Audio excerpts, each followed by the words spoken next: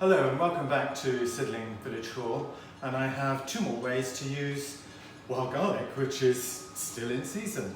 And the first is really simple. Get some soft butter. Here's some garlic that I've already whizzed up, and I'm simply going to make garlic butter. There's the garlic in there, and a whisk. It's a really nice thick one. Now, so what we can do with this is slice open a baguette and simply make garlic bread. Put this in it, spread it in between each one, and then pop it in the oven for a bit.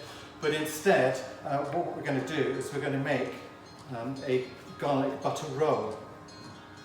And this is quite simple.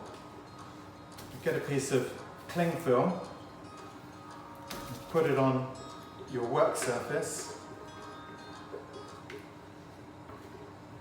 and simply spread it out, and then we're going to roll it up.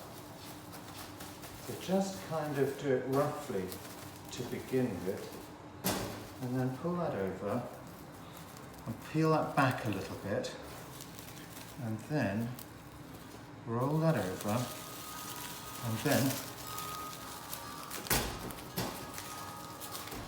there we have a garlic butter roll, which I'm going to put in the freezer where it will solidify, and then we can just take some little slices off and use it for a garnish, for a steak or a chop, or whatever you like, in a baked potato perhaps. So that's the first one. The second recipe I'm going to do today is using potatoes, and this is a kind of part colcannon, part chump, part squash potatoes. But take a pan, some oil. Okay, so I'm just going to slice some shallots. I prefer to use shallots because it's a more delicate flavour than onions, but if you haven't got shallots, you can always use onions. And the idea is, I'm going to put these in the oil, and I want them to caramelise and take some colour. They will then add a flavouring to my potato. So just use this one. Okay. So that's all the shallots sliced and in the pan. Now you don't want to turn them too many times, just leave them to cook for a bit. People make the mistake of turning stuff too frequently and then it doesn't colour. So just leave them for a bit, and then we will give them a shake and turn in a few minutes. In the meantime, I've got some potatoes that are steaming. I've left the skins on. I kind of like to leave the skins on for a number of reasons. That's where the flavour and a lot of the goodness is in the potato. It means I don't have to peel them, but these were very dirty and I have to scrub them hard. And I prefer to steam them because you don't leach as much flavour in the water as you would by boiling them. And I'm going to steam these until they're really, really soft, because I want to semi-mash them. Not quite mash them, but semi-mash them. So, these are beginning to take some colour. Now, as you can see, my shallots are beginning to take some colour, and I've just taken a handful of the wild garlic and sliced it lengthways. I'm just going to wilt that for a couple of minutes in with these, just to take on that bit of garlicky flavour.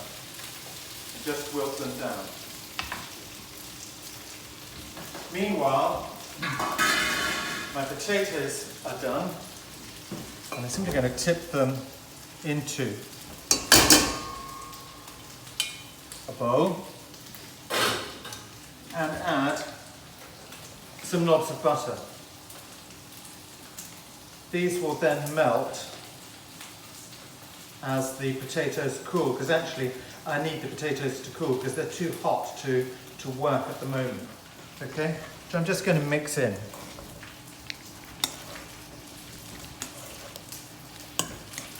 See, it's already begin to mash up a bit, but this isn't going to be completely mashed.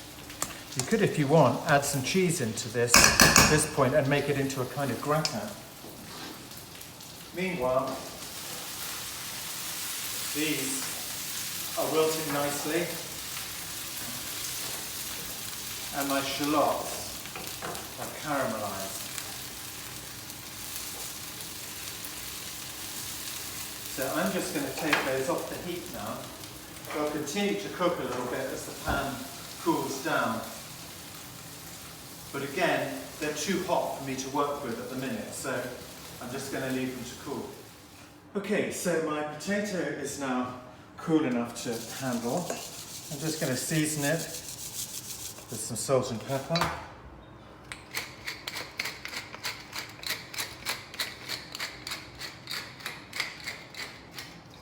And then just roughly mash that in the bowl.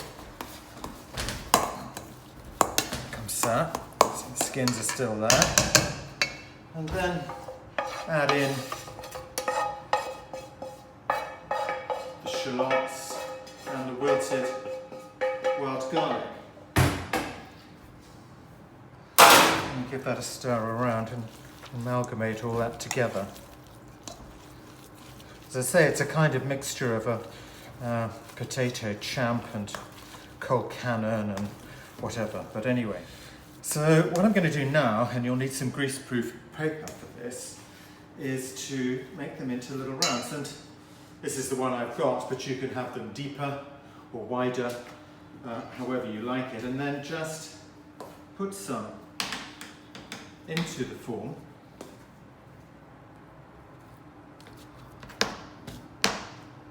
Just up to the top, quite roughly. Okay, and then hold it with the spoon and just lift it off. Now, when these are all done, I put them in the fridge to set for a little bit, to firm up. And then I just gently fried them each side before putting them in the oven to heat right through. Now, I'm feeding 4 people, so I can get through these quite quickly. But if there's only 2 of you, or even only 1 of you, make them in a batch like this, and they will keep in the fridge for about 6 days if they're sealed. And then, if you're not going to use them immediately, leave them on the cling film, put them in a tub, and freeze them. They freeze really, really well. And how would you use them? Well, you could have them instead of a roast, have them with cold meat, you could have them with baked beans. There's any sort of way you could use them, or you could even use them as instead of having a hash brown with your breakfast, have one of these, maybe make some smaller ones with a smaller form. So this is going to make about 6 of these beauties at this size. So, there we are, cold cannon, champ, whatever you care to call it. Et voila. Thank you, and we hope to see you again.